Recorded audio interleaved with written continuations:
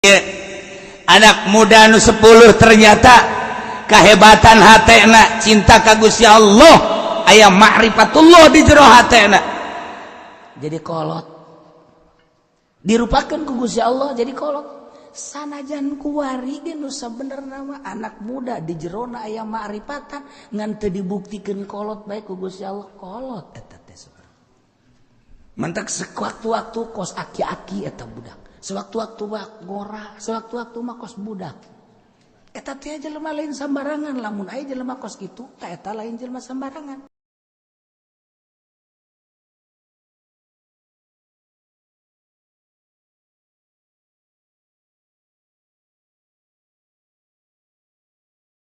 Maka Gusti Allah negor ka Kangjeng Nabi Musa aing apal kana renungan anjeun sebagai hamba aing kakasih aing. Renungan anjeun teh ku aing diperhatikeun Musa, kuari mah ku maneh disurtil bae. Tina kaum ratusan ribu manusia anu nyembah Nabi Luka aing teu sakabehna Musa. Coba teangan saloba 70 nu teu nyembah. Coba teangan ku Kangjeng Nabi Musa teh dulur kamari keur waktu aya Musa Samiri mawa anak sapi anu meunang ngamodip tidak perhiasan kaum Kipti haju di sararembah. Coba cek Kangjeng Nabi Musa nu teu milu nyembah aya sabaraha coba.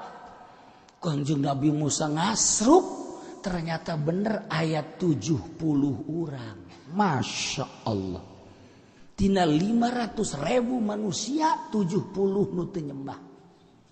500.000 manusia 70. Sabaraha persen coba? Sabaraha persen? Ya Allah ya Rabbi. Kumpulkan coba nu 70 coba ka dieu kabeh kumpul kabeh nu 70. Kakarak aya 60. 10 deui cek Gusti Allah. Teangan. Begitu diteangan anak muda. 10 masih pemuda keneh masyaallah. Umuran bangsa 17 18 tahun anak muda. Anu teu milu nyembah ka anak sapi ane kepedek 10 kade cek kade anak muda masyaallah ya 10 sore ku Kangjeng Nabi Musa nu 70 dikumpulkeun pemuda kunaon tuh ketika ku Kangjeng Nabi Musa kaistimewaan ieu kaistimewaan ketika ku Kangjeng Nabi Musa dek di beat dek dibawa munajat aneh eta nu 70 isuk-isuk jadi kolot kabeh. Kolot nu tadina mah kakarake kumisna bulu jarum. Janggot bulu jarum. Budak kuari mah teh nyaho bulu jarum. Ya teh nyaho ka manukan. Baheula mah urang ngapan osok asal aya manuk mamawa bae tuh. Kut. Aju cek nu kadua pen. Anu udah kata aing dulu aing mantas aing boncit kitu kan baheurana budak kuari mah teu nyaho kuari mah meuli bae manuk boga duit teu boga duit maling taron aja mah bola mah aja kajawan jasa jujurna aju kurang di deuleu manuk di mana coba nyayangna oh di tangkal anu sana bisa naik coba naik engke 5 poe naik, oh gemari geus endogan, sabaraha endogna? Kakarak aya 2, kesam kuda oh geus endogan, sabaraha endogna? Aya 5. Oh, kuari keur dikereman. Tuh, baheula mah. Mun aya 5an sering hiji. Lamun aya 5, kebeneran ieu teh ngan tiluan, engke 2 nu hiji saurang. Babari baheula mah. Terus dikereman di daon-tongan. Haju dicirian di tangkal mata bae make asal aya nu kos kitu berarti geus aya nu boga batur ge datang ka dinya oh geus aya nu boga nyaun jujur jasa baheula mah geus aya tandaan tah tangkal aya manukan di bareng di dieu geus aya nu boga tah tandana geus teu daekeun Masya Allah eta nikmat amat hirup di zaman eta tah zaman jujur kuari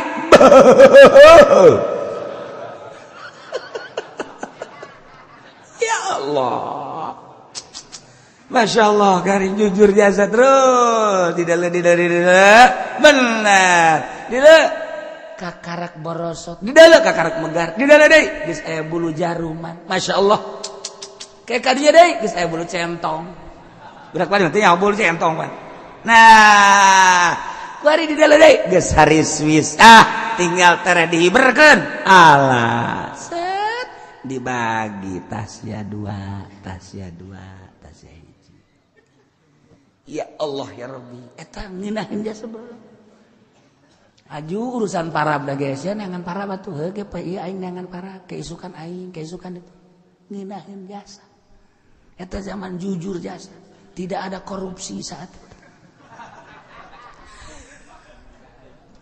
Iya, anak muda nu 10 ternyata kehebatan hatena cinta ka Gusti Allah, aya ma'rifatullah di jero hatena. Jadi kolot. Dirupakeun ku Gusti Allah jadi kolot. Sanajan kuari ge nu sabenerna mah anak muda di jerona aya ma'rifatan ngan teu dibuktikeun kolot bae ku Gusti Allah kolot eta teh. Mantak sewaktu-waktu kos aki-aki eta budak. Sewaktu-waktu mah ngora, sewaktu-waktu mah kos budak. Eta teh jelema lain sambarangan, lamun aya jelema kos kitu, ka eta lain jelema sambarangan. Dua barangan eta.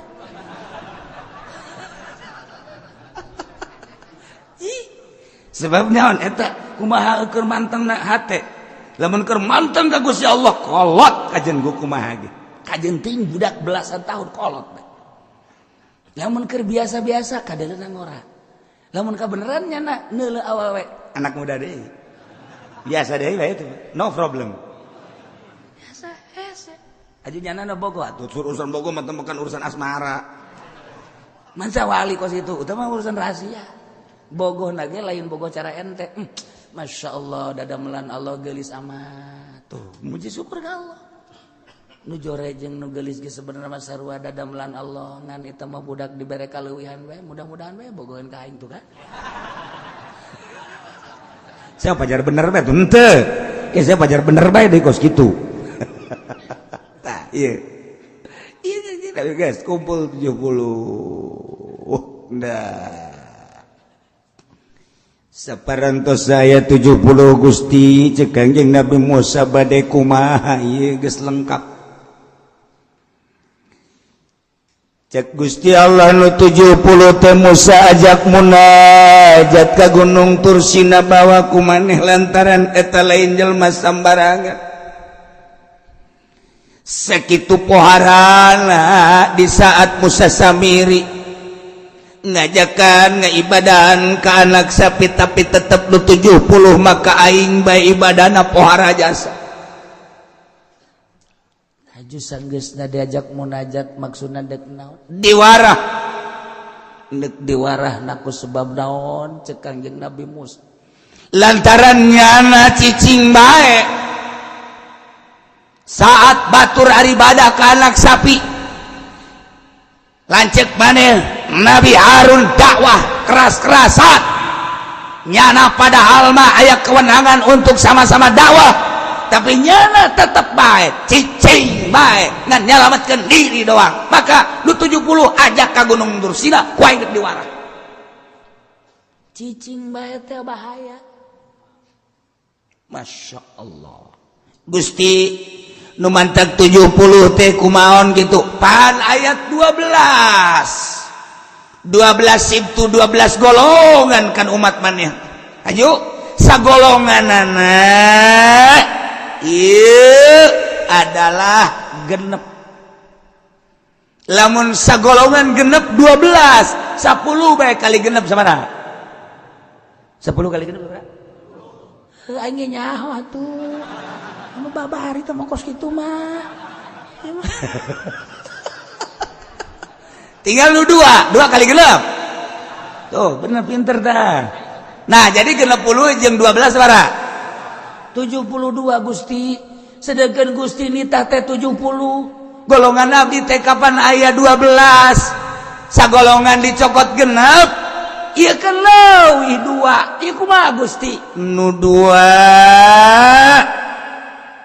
nu hiji ngaranna Kalib nu hiji de ngaranna Yusa eta mah antep ulah diajak munajat kunaon Gusti aya rahasia ke ditu Kang masyaallah geus dibejakeun ka Gusti Allah nu mantap kami mah geus pernah zarah ka Kangjeng Nabi Yusa alaihissalam di Yordan panjang kuburanna ge penerus Kangjeng Nabi Musa tah ieu dongengna tah 12 golongan satu golongan cokot genep memang aya nagengan sakitu ternyata begitu genep lain 70 sedangkan dititahna ku Gusti Allah kan 70 barang dihitung mun sagolongan genep aya 72 usul Kangjeng Nabi Musa nu dua kumahakeun sedangkan ieu kan 72 Gusti nitahna 70 antep nu dua aike diantep kumaha eta mah engke aya rahasia nu maneh moal ka dibere beja waduh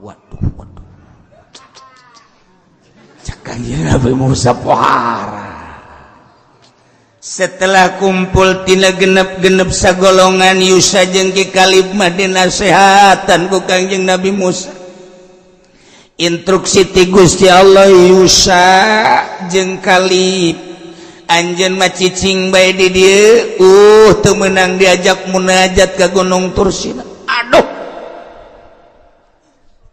cek Yusa jeung Kalib mah nya si bakam itu bisa diajak munajat ieu instruksi ti Gusti Allah teu bisa tetep pangusulkeun ka Gusti Allah ieu mah geus ulah loba omong sia geus ti Gusti Allah na kitu usul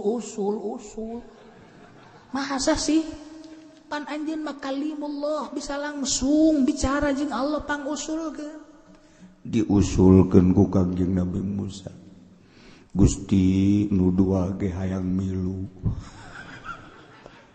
kudu kumaha menanganina Gusti cek Gusti Allah Musa bejakeun jai ujung-ujung nama kapan menang rahmat jeung ridho aing sanajan nyana teu milu munajat ka Gunung Tursina tetep nyana sarua menang karidoan jeung rahmatna sarua jeung nu munajat bejakeun ganjaranna malah leuwih gede tibatan nu milu ka ditu keuna cicing bae teh aya rahasia barang dibejakeun ku Kangjeng Nabi Musa seperti eta mangga atuh ai kos kitu mah ujung-ujungna mah hayang ge rahmat jeung ridho ku Gusti Allah diulahkeun mah jeung aya rahasia anu encan dibejakeun mangga kami mah geus diimah bae ridho geus nu 70 berangkat jeung Kangjeng Nabi Musa alaihissalam masyaallah diabadikeun di Al-Qur'an ieu ayat waqtara Musa qaumahu 70 rajula wallahu a'lamu bimaradi mili Kangjeng Nabi Musa ka kaumna saloba 70 rajulan 70 lalaki eta teh mimmalam yabudul ijla bi amrihi ta'ala ti golongan jelema anu henteu nyembah ka anak sapi dengan perintah Allah geus ditantukeun ku Gusti Allah waktu-waktuna supaya tepat ketika ku Gusti Allah geus ditantukeun waktuna awas Musa waktu eta kudu berangkat maneh limi kotina karena waktu nu geus dijanjikeun ku Gusti Allah begitu datang kana waktu nunggu Kangjeng Nabi Musa selama nunggu teh lain satunggu-tungguna instruksi ti Gusti Allah Musa bejakeun kana 70 puasa sanggeus puasa ulah batal wudu sanggeus ulah batal wudu make pakaian kudu nu bersih ulah make pakaian nu kotor bejakeun nu 70 puasa terus-terusan salila 40 poe sarua bae nu 70 teh puasa bukanangan korma hiji doang sahur korma hiji percis kos urang bulan Ramadan bae kitu tuh siapa seri henteu berarti kan atuh mal kapangijin Allah aya puasa kos urang mah kos kieu hayang menang Lailatul Qadar di mana horeng bukan ge boho kopi aya teh manis aya rujak aya karujak-rujak asem aya naonan atuh Masya Allah ngebreng-breng di dinya deki biar kapanggih jeung Allah atau mah kapanggih jeung rujak tah 40 poe Musa puasa nurut nu 7 poe aja memang geus boga keyakinan ka Gusti Allah batur nyembah ka pedetnya nama henteu kita puasa mantap jasa bukana cukup korma hiji sahur korma hiji siap wudu ulah batal ketika batal cepat wudu ketika batal cepat wudu selama 40 poin siap ulah make pakaian anu mewah-mewah tur make pakaian anak kudu nu bersih bae ulah kacampuran noda najis jeung sejamana siap nu 40 puasa kabeh wudu teu batal wudu Kanjeng Nabi Musa saat eta kemudian make pakaian sangat sederhana di samping eta bersih pakaian ulah kapanggih jeung sasaha heula nu 70 tadru ka aing kabeh cara ricing bae tuh nu mantap urang ge deuk kapanggih jeung Allah teh kos kitu ulah kapanggih jeung pamarentah ulah kapanggih jeung jelema ulah kapanggih ulah daharna ulah sebeuh teuing cukup korma lamun urang mah lah ai hiji memeureunanan potongan urang mah moal kuat nya 3 lah langsung masalah 3 kan sok gede kieu korma kuari aya korma Amerika teh tuh pada teh sok pada kieu tah ngadahar 3 ge teh mah buar senep basana teh mah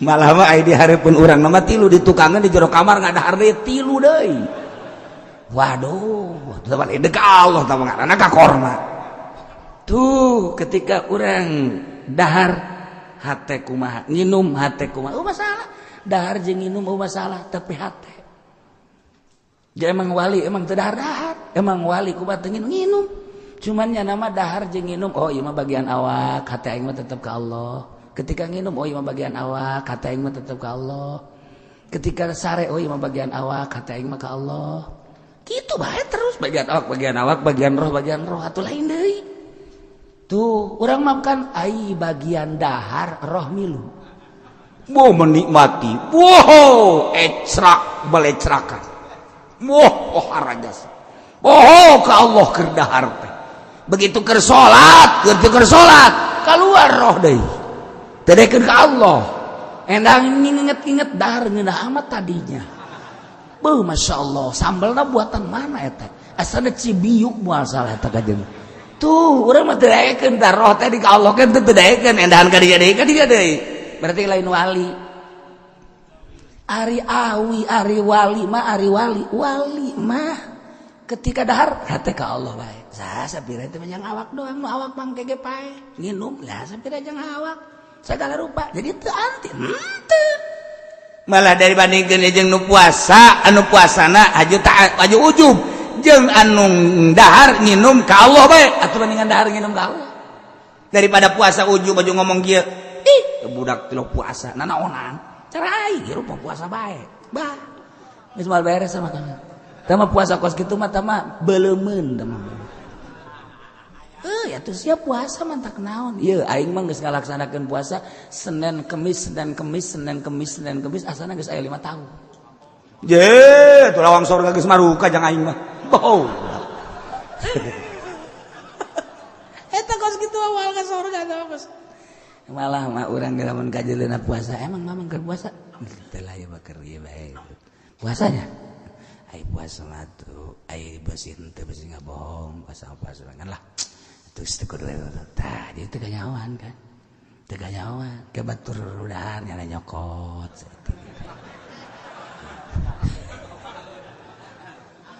maksudnya henteu nyokot doang abeh teu kadele puasa tapi teu didahar henteu dicekel we kitu tah set mun kueh teh mun roti teh roti nyekel nyana ge nyekel tapi teu didahar abeh kadeuna ulah kos tu puasa ke pribumi ka jero diwapeu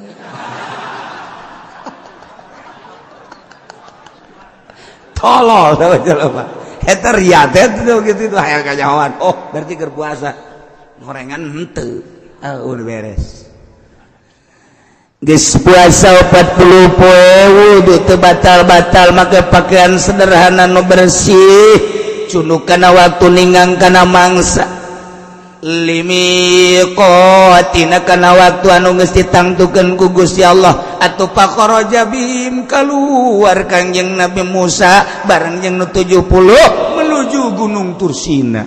Masya Allah karim. Iyalah jelema-jelema pilihan anu ketika batur nyembah ka pedet cenah mah teu cuman sayangna manehanana teh ieu henteu ilu dakwah batur-batur nyana-nyana jadi aya usimna usim dakwah usim henteu kuduna kan kitu hirupna usim dakwah usim henteu masalah ieu mah cicing bae usim dakwah jana cicing bae. Berangkat jeung Kangjeng Nabi Musa naik ka Gunung Tursina. Ngan cek Kangjeng Nabi Musa di pertengahan cicing heula manehnya kula heula dek ka luhur sorangan instruksi ti Gusti Allah.